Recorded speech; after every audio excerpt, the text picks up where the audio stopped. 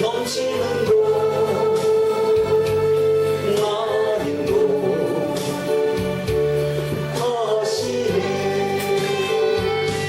생수가 넘치는 곳 나린 곳 하시네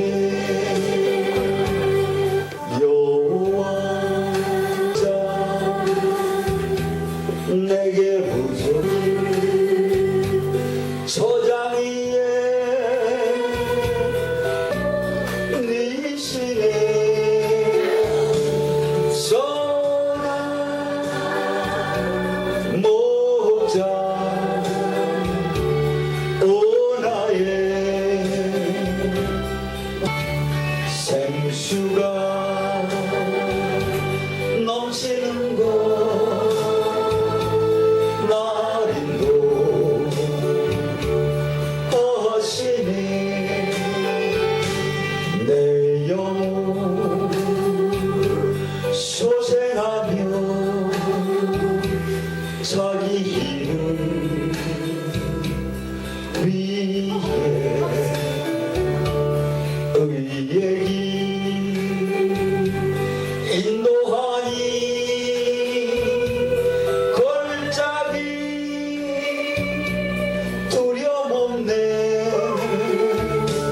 선한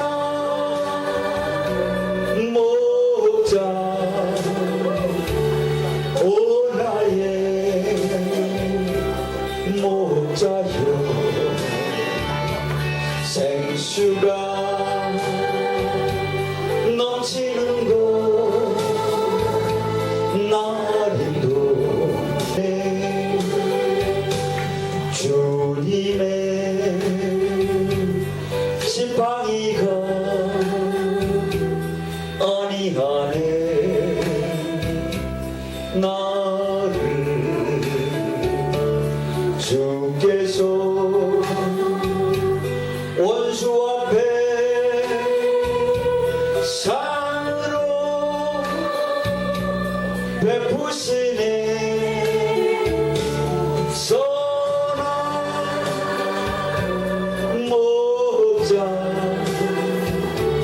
오 나의 목자여 생수가 넘치는 곳 나린도 하시네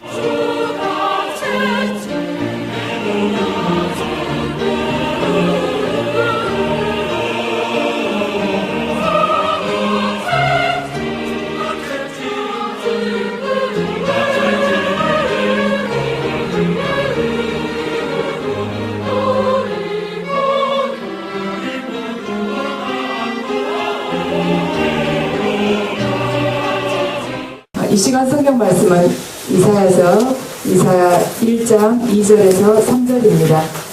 하늘이여 들으라, 땅이여 귀를 기울이라. 여호와께서 말씀하시기를 내가 자식을 양육하였거늘 그들이 나를 거역하였도다. 소는 그 인자를 알고 나귀는 그 주인의 구유를 알건만은 이스라엘은 알지 못하고 나의 백성은 깨닫지 못하는도다 하셨도다. 아멘. 이 시간에는 우리가 그리스도인으로서 하나님을 믿는다고 하지만은 그걸 올바로 믿고 있는가, 그래서 무엇을 우리가 믿을 것인가에 대해서 말씀드리겠습니다. 전쟁이나 무당을 찾아가서 자기 소원을 비는 사람들을 보면은 부적을 이렇게 받아와가지고 그것을 소중히 여기는 것을 보면은 그리스도인들이 하나님 말씀을 귀하게 여기는 것보다도 더 그 부적을 소중하게 더 잘 다룹니다. 우리는 성경책 아무래도 놔둘 수 있지만은 그 사람들은 부적 그 자리에다 놔두고 아주 거의 모시죠. 쉽게 버리지도 않아요. 버리기 전에도 또 무당한테 또 물어보죠. 이걸 보면은 그리스도인들이 하나님 앞에서 하는 헌금 액수하고는 비교가 안 돼요. 무당 앞에다 바치는 거 보면. 그렇지만 무당에게 가서 점을 치고 구슬하는 사람들한테는 신앙인이라고 이야기를 하지 않습니다. 무당 앞에서 아무리 진지하고 아무리 거액의 헌금을 한다 할지라도 사람들은 그 사람들한테 미신을 쫓고 있다고 말하지 신앙인이라고는 이야기를 하지 않습니다. 그래서 그러면 미신과 신앙과의 차이는 무엇인가?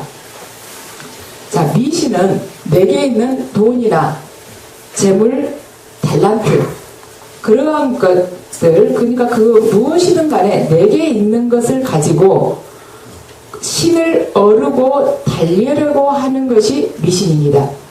그러니까 그렇게 되면은 나는 결코 변화되지 않고 오직 내가 소유한 것을 가지고 신을 변화시켜서 나의 목적을 성취하고자 하는 것입니다.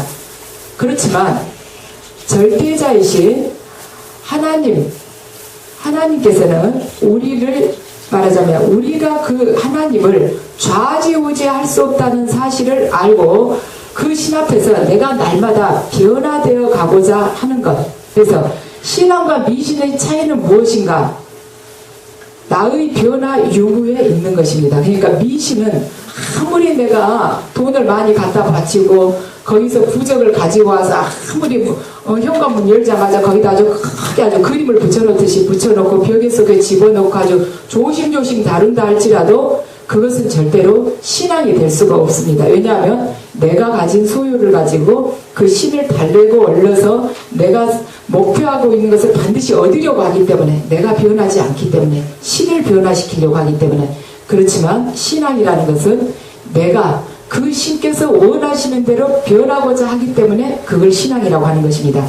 그래서 우리 그리스도인으로 보자면 그러면 아무리 우리가 크리스찬이라고 하면서 예배당에 나와가지고 하나님을 내가 가지고 있는 돈이나 재능이나 뭐 유창하게 기도를 한다거나 해서 그 하나님을 내 뜻대로 변화시켜서 내가 원하는 것을 내가 얻을 수 있도록 하기 위한 도구로 쓴다면 그것이 하나님을 미신의 대상으로 생각하는 것이 절대로 신앙의 대상으로 그 절대자를 보고 있지 않다는 결론을 우리가 얻게 됩니다.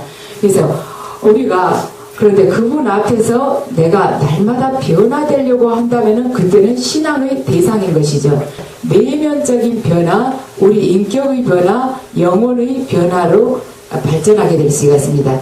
그래서 주님 앞에서 그러면 내가 날마다 변화되는 그리스도인이 되기 위해서는 믿음의 대상인 하나님이 어떤 분이신가를 반드시 알아야 합니다.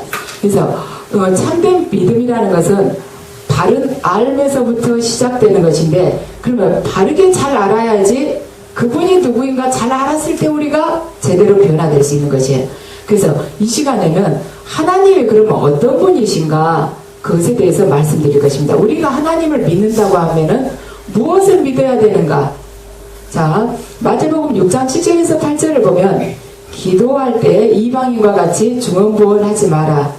저희는 말을 많이 하여야 들으실 줄 생각하느니라. 그러므로 저희를 본받지 말라. 그럼 이걸 가만히 생각해 보면 뭐냐면 유대인들도 하나님 앞에서 중언부언하고 있었다는 뜻입니다. 그러니까 하지 말라고 그러신 거죠.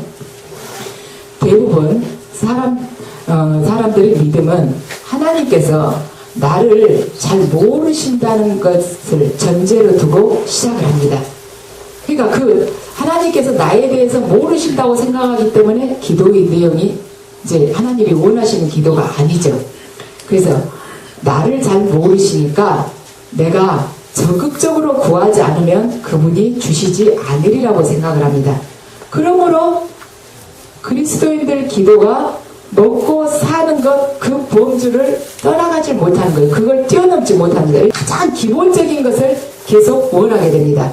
그래서 근데 예수님께서는 말씀하시죠. 아버지께서는 너희에게 있어야 할 것을 너희들이 구하지 않아도 다 안다고 말씀하십니다. 그러니까 우리 믿음은 내가 구하지 않아도 아버지께서 다 알고 계신다는 것의 전제로부터 시작이 되어야 한다는 것입니다. 그래서 우리 자녀와 부모의 관계에서도 자녀들이 무엇이 필요할지는 부모가 더 잘 알죠. 언제 먹어야 될지, 언제 무엇을 가르쳐야 될지, 언제 무엇을 보여줘야 될지, 또 저희가 하지 말아야 할 것이 무엇인지를 부모가 알게 됩니다. 이미 알고 있죠. 근데 자녀들이 부모에게 원하는 것은 무엇이냐, 아이들이 뭐 초콜릿을 사달랄지 아니면은 뭐 게임을 할 수 있도록 뭐 컴퓨터 뭘 사달라 한달지 그런 거 위험한 장난감을 사달라 한달지 그런 걸 해달라고 그러죠. 그러니까 부모가 허락을 안 하는 거죠. 아이들한테 도움이 안 될 경우. 그렇지만 정말 중요한 것은 아이가 원하지 않아도 부모가 다 챙겨줍니다.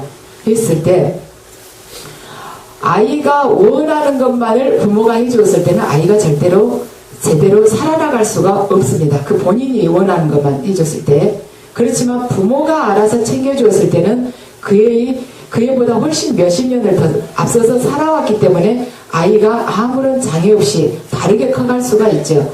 그래서 우리 하나님과 우리의 관계도 마찬가지인 거예요. 우리가 원하는 것만을 하나님께서 해주셨을 때는 우리의 영적으로 보았을 때 전혀 도움이 안 되는 경우가 많습니다. 하나님께서는 정말 필요한 것은 우리가 원치 않아도 그분이 예비라고 다 허락하시는 것입니다. 우리가 생각해봐도 우리가 뭐 지금 40일 작전 기도를 했기 때문에 오늘 아침에 태양이 떴느냐? 아니죠. 태양이 안 떴으면 어떻게 했겠어요? 태양이 떠도 극지방에서는 얼음이 저렇게 녹지를 않고 있는데 태양이 떠도 우리 겨울에 추운데 만약에 오늘 아침에 안 떴으면 어떻게 됐겠습니까? 우리가 다니엘 금식을 했기 때문에 오늘 공기가 좋아진 것이 아닙니다. 그래서 하나님께서는 정작 우리에게 필요한 것은 기도하지 않아도 다 주신다는 거예요. 근데 그분이 아직 허락하시지도 않았는데 계속해서 우리가 달라고 한다는 것은 우리에게 해가 되거나 아직은 우리가 받을 만한 그릇으로 준비되지 않았기 때문에 허락하시지 않는다는 것이죠. 지금 주어가지고는 너에게 약이 되는 것이 아니라 독이 되기 때문에 그분이 허락하시지 않는 것입니다. 우리가 그럼 무엇을 믿는 것에서부터 출발해야 되냐? 하나님은 어떤 분이신가? 자, 첫 번째로는 우리가 구하기 전에 다 알고 계신다는 것입니다. 구하기 전에 아신다. 자, 마태복음 6장 8절에서 9절을 보면 그러므로 저희를 본받지 말라. 하나님께서는 너희에게 있어야 할 것을 아시느니라. 너희에게 있어야 할 것을 아시느니라. 그러므로 이렇게 나와 있는데 그러므로는 무엇을 말씀을 하시는가? 그러므로 그 다음에 너희는 이렇게 기도하라고 나옵니다. 그러니까 너희들 구하기 전에 다 알고 있으니까 이제는 기도 이렇게 해라. 어떻게 하냐면 그 다음에 주님의 기도를 가르쳐주고 계십니다. 근데 주님의 기도 처음 시작이 어떻게 돼요? 하늘에 계신 우리 아버지여 이름이 거룩히 여김을 받으시며. 자, 이것은 무슨 뜻인가? 하나님, 나의 삶에 의해서 당신의 이름이 거룩히 여김을 받으시길 제가 원합니다. 그 뜻이에요. 자, 두 번째, 뜻이 하늘에서 이룬 것 같이 땅에서도 이루어집니다. 이것은 나의 삶을 통해서 아버지의 뜻이 이 땅 위에서 이루어지기를 제가 간절히 원합니다. 그 말이에요. 그 다음에 오늘 우리에게 일용할 양식을 주시고 어느 시대 때고 간에 일용할 양식이 없어서 죽는 사람들의 비율은 극히 미미합니다. 그런데도 주님께서는 모든 그리스도인들에게 이 기도를 하라고 그러셨어요. 오늘 우리에게 일용할 양식을 주시라고. 이건 뭐냐? 우리가 기도를 안 하면 주님께서 일용할 양식을 주시지 않겠다. 그 뜻이 아니고 이 기도 안 한 사람들도 일용할 양식 넘치게 먹은 사람들 많죠. 크리스찬 아니어도 풍요롭게 사는 사람들 많지 않습니까?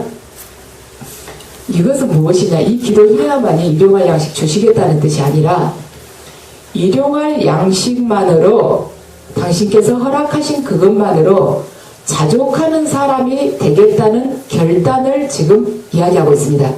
그러니까 헛된 욕망의 노예가 되어서 살아가지 않고 하나님께서 제게 허락해 주신 그것에 만족하면서 살아가는 사람이 되겠습니다.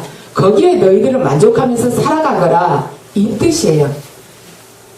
자, 오늘 우리가 우리에게 죄 지은 자를 사하여 준 것 같이 우리 죄를 사하여 주시었고 이것은 용서의 삶을 살겠다는 것입니다. 그분께서 우리를 위해서 일용할 양식을 항상 마련해 주시고 우리 또한 거기에 대해서 감사하고 만족하는 그 마음으로 살아갈 때 우리의 신앙이 성숙해진다는 것입니다. 그래서 그렇게 되면은 그분이 내 삶을 책임져 주시니까 그분 뜻을 위해서 내 삶을 바쳐드리는 그러한 성숙한 신앙인이 되겠습니다. 그 이 뜻입니다. 그러므로 자, 그 다음 보죠. 성경에 나와있죠. 내일 일을 위하여서 염려하지 마라. 내일 일은 내일이 염려할 것이요 한날의 괴로움은 그날로 족하니라.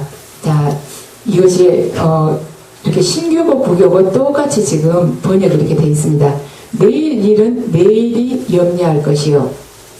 내일이 염려한다고 그랬죠. 내일이라는 거 어떻게 보면 시간인데 때를 가리키는 것을 뜻하고 있는데 지금 내일이 염려한다. 지금 주어로 쓰이고 있습니다. 그럼 내일 되면 내일이 누구예요? 이건 무슨 말이냐면 자, 오늘 걱정을 오늘만 하고 밤 12시 딱 되면 그날부터 다음날 그 걱정을 시작하라는 것이 아니고 하나님과 너희들 바른 관계를 맺는 것을 주력을 해라.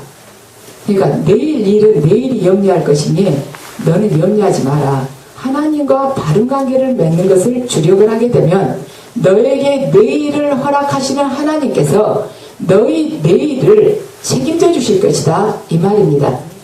그러니까 내일의 주인이신 하나님이 너 내일을 책임져 주신다. 이 뜻입니다. 그러니까 걱정하지 마라. 네가 구하기 전에 다 알고 계신단다. 그 뜻이죠. 우리가 정말 그 유급한 순간에 꼭 필요한 순간에 우리가 하나님과 올바른 관계만 맺고 있으면 하나님께서 그것을 다 책임을 져주십니다.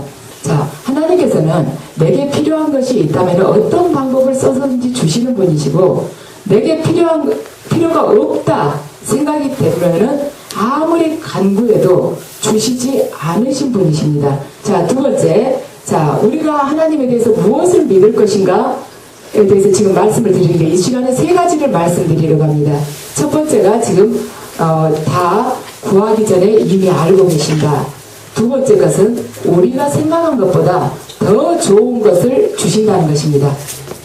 자, 성경에 나와있죠. 너희 중에 누가 아들이 떡을 달라 하는데 돌을 주며 생선을 달라 하는데 뱀을 줄 사람이 있겠느냐.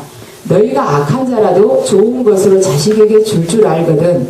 하물며 하늘에 계신 너희 아버지께서 구하는 자에게 더 좋은 것으로 주시지 않겠느냐. 성경에는 좋은 것으로 주시지 않겠느냐 하는데 원래 이게 비교급으로 쓰여 있답니다. 더 좋은 것으로 주시지 않겠냐. 그러니까 너가 원하는 것보다도 더 좋은 것으로 주신다. 아무리 나쁜 사기꾼도 자식에게만큼은 좋은 걸 줄 압니다. 도둑질한 목적이 뭐냐면 자기 식구들 잘 먹이고 편하게 살게 하기 위해서죠. 자식 과외 공부도 시켜주려고 그래서 도둑질하는 거예요. 이것이 부모의 심정인데 하물며 하나님은 오죽하시겠느냐는 것이죠. 그래서 하나님께서는 우리에게 더 좋은 걸 마련해 주시기 위해서 우리의 여정을 인도하시는 것입니다. 그러니까 내가 계획했던 것이 무참하게 깨져버리면 우리는 굉장히 절망을 하게 됩니다. 그러니까 많은 크리스천들이 어떤 사업을 시작하면서 목사님 모셔다가 개업 예배는 드려요. 개업 예배는 드리는데 그 가게가 안 돼가지고 문을 닫을 때 개업 예배를 드리는 사람은 아무도 없습니다. 감사합니다 하고 그 예배 드리는 사람은 없어요. 그런데 내가 바로 실패할 그때 그분께서 더 좋은 것을 계획하시고 그 시간과 그 장소, 그 아픔을 허락하셨다는 것을 알게 되면은 우리는 매 순간 하나님의 뜻에 순종을 할 수가 있습니다. 그러니까 순종이라는 것은 말씀에 대한 순종, 또 지금 현재 처한 내 상황에 대한 그러한 순종을 말하는 것입니다. 그러니까 주어진 상황에 대해서 순종하라는 것이죠. 그래서 하나님께서 더 좋은 것을 주시는 분이심을 믿을 때 우리가 어떤 상황이 주어지든지 간에 그것을 감사하게 받아들일 수 있습니다. 자, 마태복음을 보면 하늘에 계신 너희 아버지께서 구하는 자에게 더 좋은 것으로 주시지 않겠느냐. 그래가지고 그러므로 하고 또 나와 있습니다. 그러므로 다음에 뭐가 나오냐면 무엇이든지 남에게 대접받고자 하는 대로 너희도 남을 대접해라. 이것이 율법이요 선지자니라. 자, 자, 율법이라는 것은 율법서를 가리키고 선지자라는 것은 예언서를 뜻하고 있습니다. 그래서 율법서와 예언서를 다 합치면 구약이 되는 것이죠. 그래서 이것은 무엇이냐면, 구약의 핵심은 무엇이냐면, 남이 자기에게 해주기를 원하는 대로 바로 너 자신이 남에게 해주라는 것입니다. 그래서 믿음은 주어진 상황에 대한 순종이라고 그러는데, 우리 상황이 바뀌게 되면 어때요? 우리가 상황이 바뀌게 되면 만나는 사람이 바뀌게 되는 것이죠. 그래서 주어진 상황에 순종한다는 것은 무엇이냐? 내가 바뀐 상황 속에서 만나게 되는 그 사람들을 잘 섬기고 돌보라는 것입니다. 상황이 바뀌었을 때 그때 주어진 사람들과 잘 섬기고, 말하자면 잘 대접하라는 것입니다.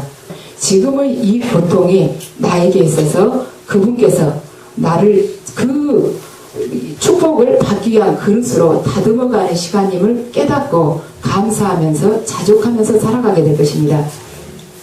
그래서 이 시간들을, 이 고통의 시간들을, 이 아픔의 시간들을 통해서 새롭게 만나는 사람들이 있어요. 우리가 옛날의 사람들이 아니고 환경이 바뀜으로 해서 새로운 사람들을 만나게 됐습니다.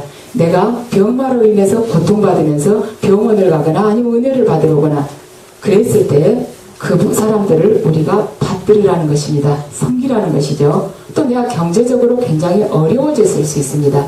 사업이 힘들어졌다거나 아니면 직장에서 내몰렸다거나, 그래서 옛날 직장 동료들 만나기도 민망하고, 또 사업이 힘들어져서 과거처럼 그 사람들, 말하자면 세상 속에서 모든 것을 성취해가는 사람들을 만나기도 어려워질 수 있습니다. 그래서 내가 또 다른 이렇게 계층들과 또 만나게 됐을 수 있죠. 그랬을 때 그 만나는 사람들을 잘 섬기라는 것입니다. 그 만남 속에서 더 좋은 것을 이루시려고 하나님께서 계획하고 계시는 것입니다. 그래서 우리가 지금 이 주어진 상황이 하나님께서 더 좋은 것을 주시기 위해서 예비한 것이라고 생각을 하면 지금 만나는 사람이 굉장히 소중해지는 거예요. 그래서 예수님께서 바울에게 이야기하였듯이, 왜 네가 나를 핍박하느냐? 나는 네가 핍박하는 예수다.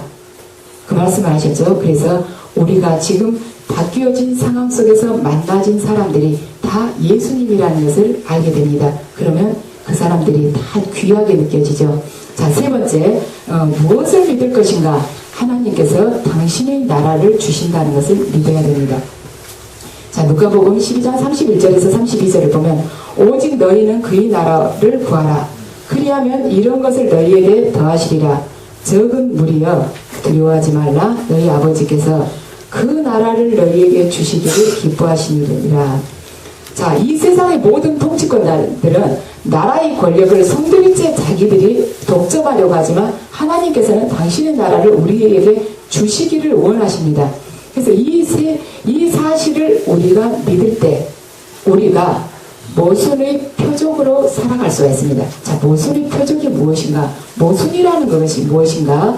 그래서 자, 모순의 표적으로 살아갈 때 우리가 참 그리스도인으로서의 삶을 살아갈 수 있는데, 자, 모순이 무엇인가 보죠. 우리는 경쟁사회 속에서 살아갑니다.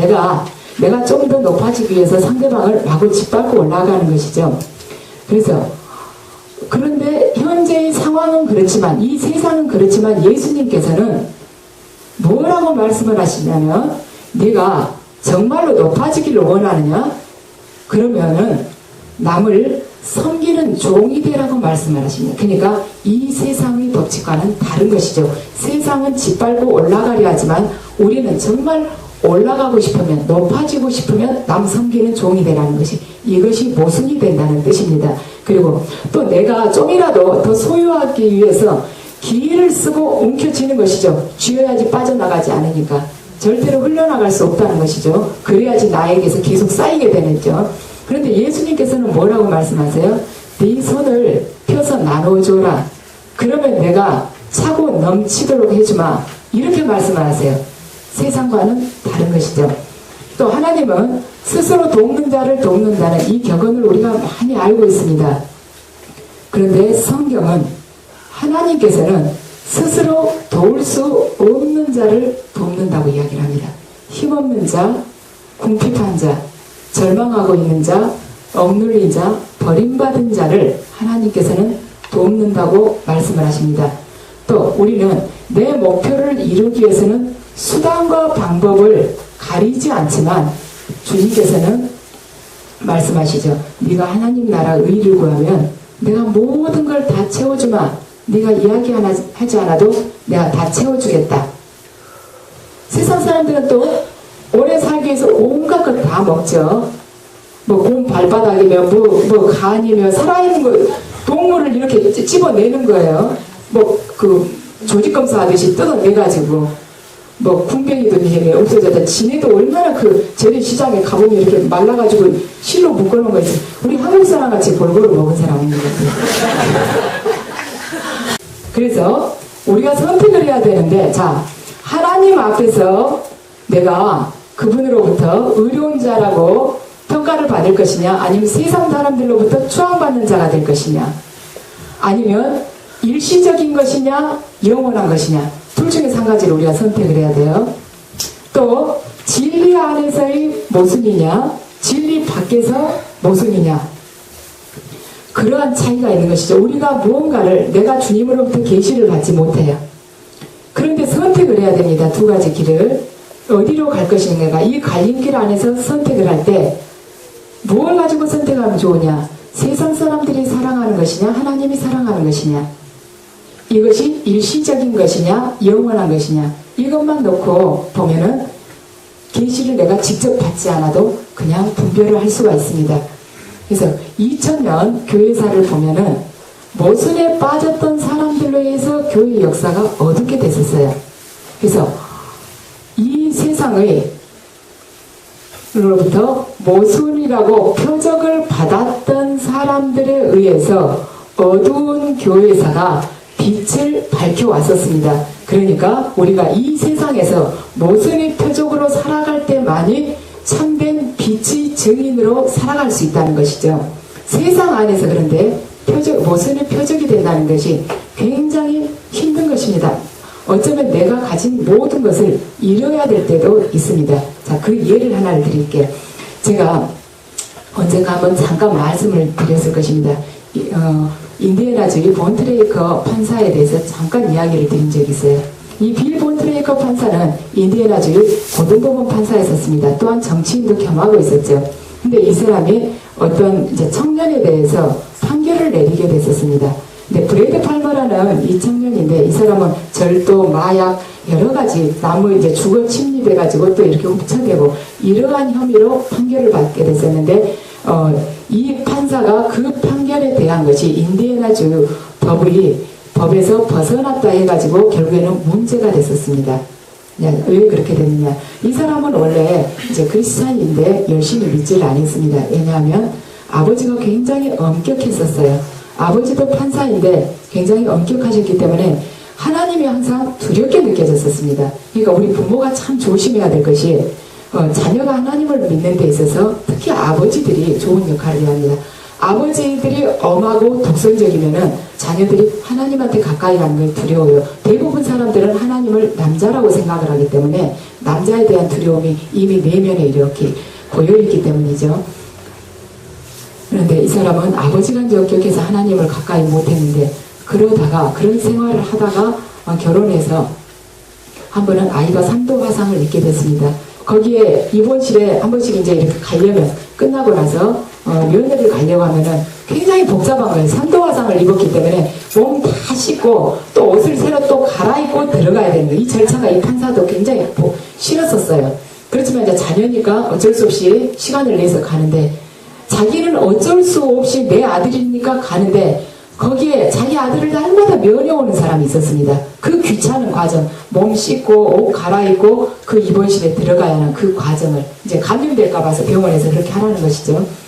누구냐면 그러니까 자기 아내가 다니는 교회의 목사님이었습니다.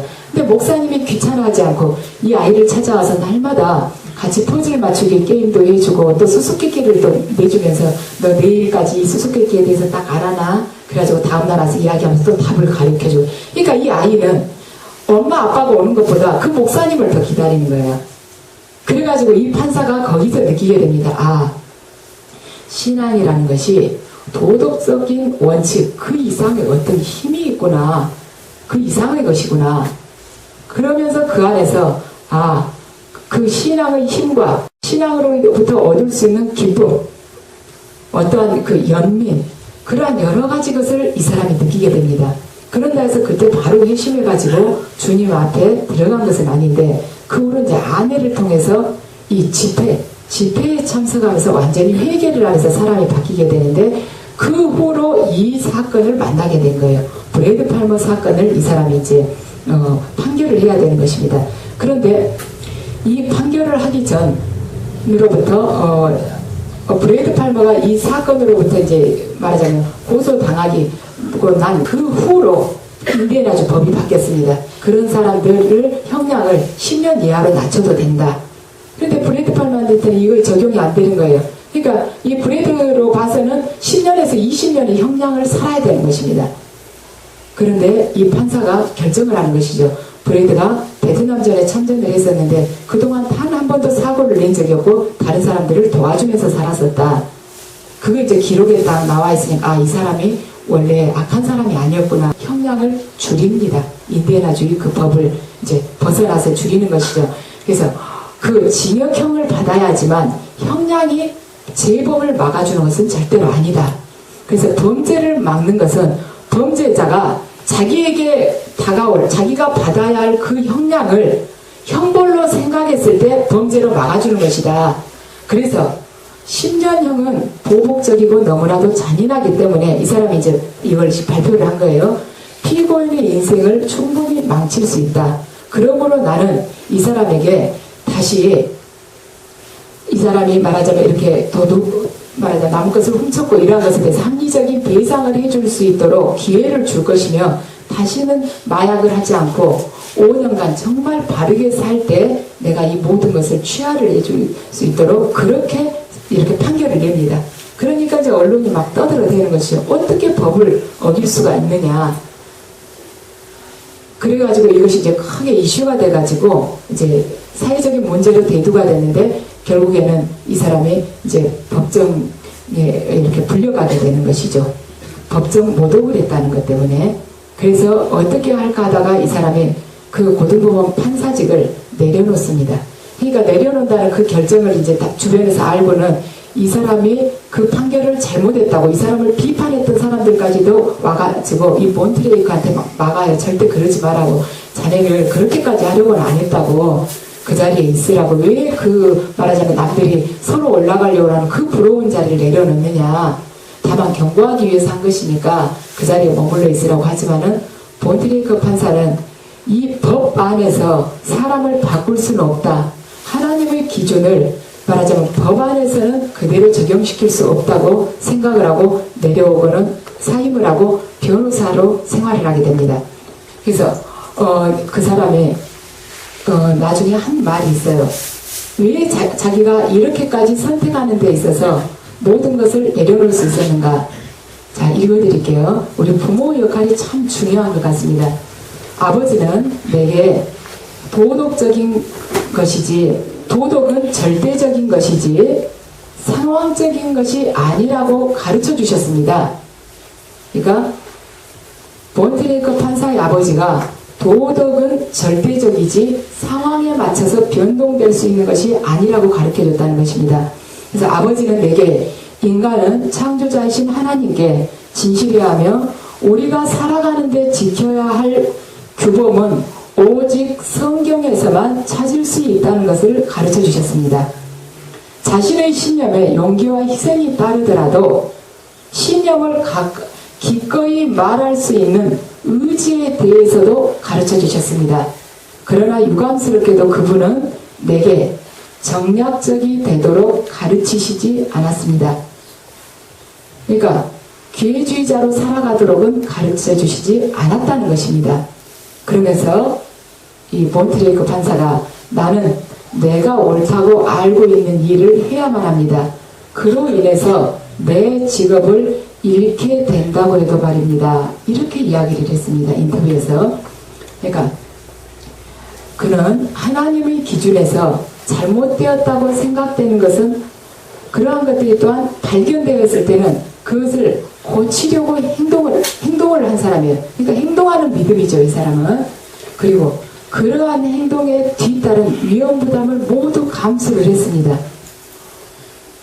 그리고 그 행동에 대해서 굉장히 비싼 대가를 치르게 됐습니다. 세상적인 것을 모두 잃게 된 것입니다.